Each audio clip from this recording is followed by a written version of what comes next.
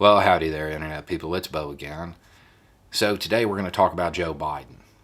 We're going to talk about Joe Biden, the Trump campaign, the Trump campaign's current strategy, what they hope to achieve by deploying this strategy, and why they are deploying this strategy so late in the game.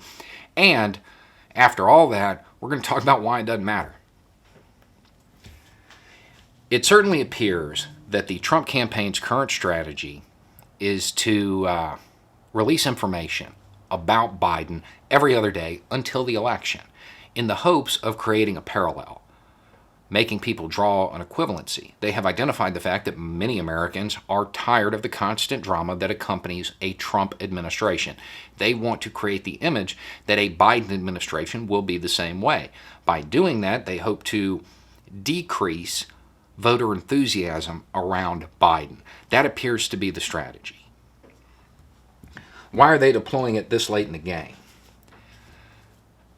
My read on it is that the information is not really reliable, that it creates a false narrative. It is something that is going to be easily debunked. The problem is it's so close to the election.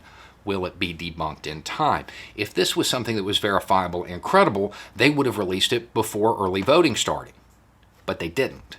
They're waiting till now because it appears as though they're just targeting those emotional voters who happen to be voting on Election Day.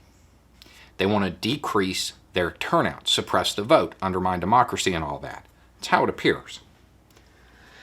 And they don't want it debunked before it happens. I'll be honest. I am personally really tired of debunking Trump's lies after years of doing it. So today I want to go in a different direction. Today I want to try something new. It's all true. Everything the Trump administration, the Trump campaign has alleged or will allege about Joe Biden is true. All of it. To be clear, I haven't seen any evidence that convinces me that any of it is true, but right now we're just going to assume that it's all true. In fact, I have emails. I don't have emails. But we're going to pretend that I do. And these emails outline a conversation between Joe Biden and Hunter Biden, because apparently Hunter Biden is running for office as well. And they plan on going into the Treasury, putting masks on, and taking $100 million, $1 billion out of the Treasury and putting it in their pockets. Okay? Assume that's true. Again, I have no evidence that any of these allegations are true. However, Joe Biden is a politician. I am super comfortable assuming that all politicians are corrupt. That is a generalization that has rarely let me down in my life. So right now, it's all true. Everything the Trump administration has alleged or will allege is true, and there are mythical emails showing that they plan on taking $1 billion the day after they take office. Okay. Accept all of that as fact, and let's move on with the campaign. First issue. Joe Biden takes the public health issue seriously. Trump does not. Because of Trump's ineffective and ruinous leadership, 225,000 holes have been dug. Because Biden takes it seriously, we can safely assume that by the time it's all said and done, he will have saved 225,000 people. Do the math. Do the math on that $1 billion. I should have stuck with $100 million because I'd already done the math on that. 4,400 and something dollars per life saved. I'm okay with that. If that's what it's going to cost to get somebody in there who's actually going to do the job and save American lives, I'm okay with that. I think most Americans would be okay with a $1 billion price tag to save 250,000 lives. The point here is that at the end of the day, it doesn't matter. There is no allegation the Trump administration, the Trump campaign can make about Joe Biden that is going to make Biden be the one who is worse for the country. That's not going to happen. If you are pragmatic and do the math and just assume that Biden is ridiculously corrupt to an impossible level, he's still the lesser of two evils. This isn't praise for Joe Biden. I've said it before. He's not my man. I don't think he's going to be a great president. I just expect him to put a tourniquet on. That's it. even with that incredibly low standard and adding in the idea that he is incredibly corrupt, he's still the lesser of two evils. He is still better for the country than Trump. It's not praise for Biden. It's showing how bad Trump is. So my suggestion is for the rest of the election season to just assume that everything the Trump administration says is true. When it comes to Biden, it's all true. And then do the math. Just as a mental exercise, assume it's true and then do the pragmatic math.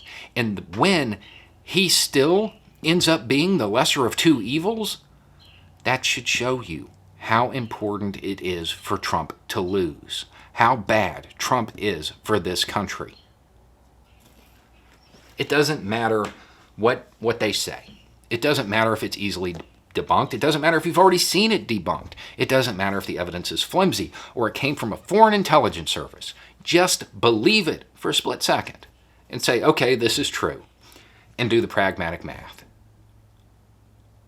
At the end of the day, I'm willing to bet that Joe Biden will always be the lesser of two evils.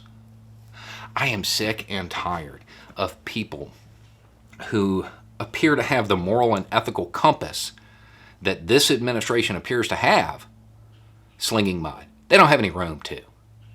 Even if you were to up that number to $10 billion, you would still sit there and be like, well, at least he didn't have people arguing in court that children didn't need toothbrushes or beds.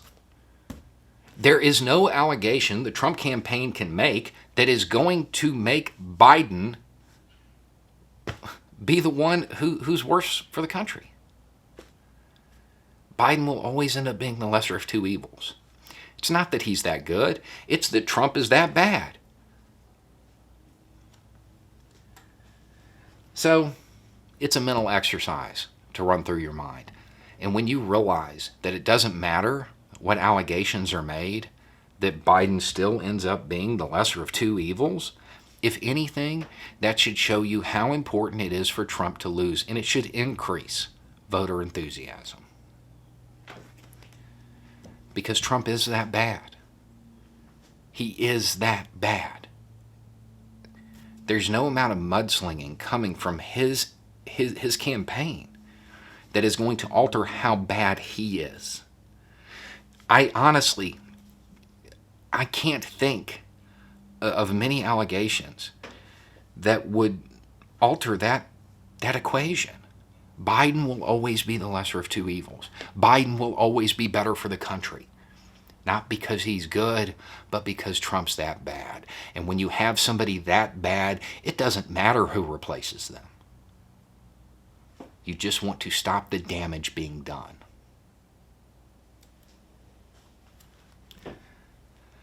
Anyway, it's just a thought. Y'all have a good day.